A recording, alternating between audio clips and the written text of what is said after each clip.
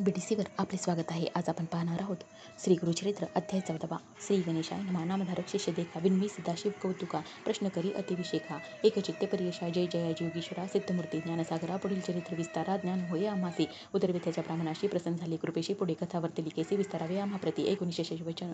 संतोष करी सिद्ध आपण गुरुचरित्र कामधेनु जाणं सांगता झाला विस्तारे एक शिष्याशी कामनी भिक्षा केली ज्याची भुवनी त्यावरी संतोषिनी प्रसन्न झाले परियसा त्या सायन देव द्विजाशी श्री गुरु बोलती संतोषी भक्त हो रे वंशी माझी प्रीती तुझवरी ऐकून श्री गुरुचे वचन सायन देव विप्रकरीन मन माता ठेवणी चरणी नमस्कारी झाला पुन्हा पुन्हा तुझी महिमा वर्णाव्या अशी शक्ती कैसी आम्हाशी मागेन एक आता तुम्हाशी ते कृपा करणे गुरुमूर्ती ऐसी विनंती करुनी पुनरपी विनवी करुणावचनी सेवा करीतो द्वार यवनी महाक्रूर असे प्रति संवत्सरी ब्राह्मणाशी घात करतो जीवेशी याची कारणे आम्हाशी बोलवी तसे आजी जाता तयाजवळी आपण निश्चय घेईल माझा प्राण भेटी झाली तुमचे चरण मरण कैसे आपणाशी संतोषिनी श्री गुरुमूर्ती अभयंकर आपले हाती विप्र मस्तकी ठेविती चिंता न करी म्हणून भय सांडून तू वाजावे क्रूर यवना भेटावे संतोषिनी प्रिय भावे पुनरपी वाटवेल आम्हाशी जोवरी तू परतून येशी यासो आम्ही भुवनी तुवा आली या संतोषी जाऊ आम्ही येथून तुझे वंश परंपरे सुखी नांदती पुत्रपौत्रे अखंड लक्ष्मी तया घरी निरोगी होती सतयुषी ऐसा वर लाधून निघे सायंती व ब्राह्मण जेथे होता तो यवन गेला त्वरित त्याजवळी कालांतक यवन जैसा यवन दुष्ट परियेसा ब्राह्मणा ते पाहता कैसा ज्वाला रूप होता झाला विमुख होऊन गृहात गेला यवन कोपत विप्र झाला भैचकित मनी श्री गुरुशी ध्यातसे कोप आलिया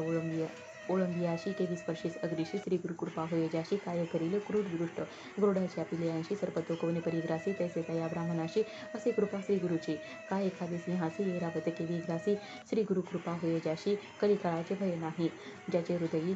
श्री गुरु स्मरण त्याचे कैसे भय दारुण काळ मृत्यून बाधे जाण अपमृत्यू काय करी ज्याची नाही मृत्यूचे भय त्याची यवन असे तो काय श्री गुरु कृपा होय ज्याशी यमाचे भय नाही ऐसे करी तो यवन अंतपुरात जाऊन सुशुद्धी केली भ्रमित होऊन शरीर स्मरण त्याशी नाही हृदय ज्वाळा होय त्याशी जागृत जाऊन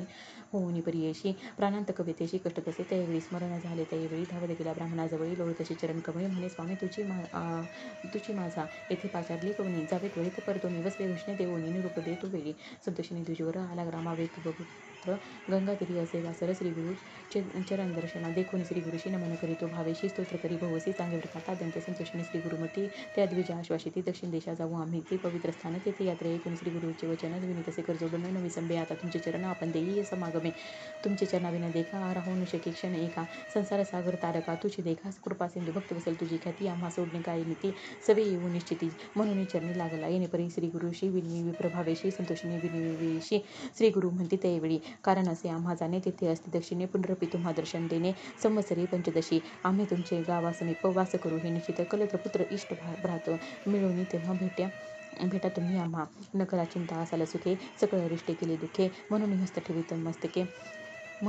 ठेविती मस्तके भाग देते त्यावेळी समस्त शिष्यांचं मैत्र श्री गुरु आले तिथे पाहत प्रख्यात असे वैजनाथ तेथे राहिली गुप्त रूपे नामधारक विनवी सिद्धाशी काय कारण गुप्त भाव्याशी होते शिष्य बहुवशी त्यांशी कोठे ठेविले इथे श्री गुरुचरित्रामृते परमकथा कल्पतरे श्री नृसिंह सरस्वतीख्याने सिद्ध नामधारक संवादे क्रूर यवन शासनम सायन देवा वरप्रदानम नाम चतुर्दशोध्याय श्री गुरुदेव दत्तात्रय नमस्तु श्री गुरुदेव दत्त.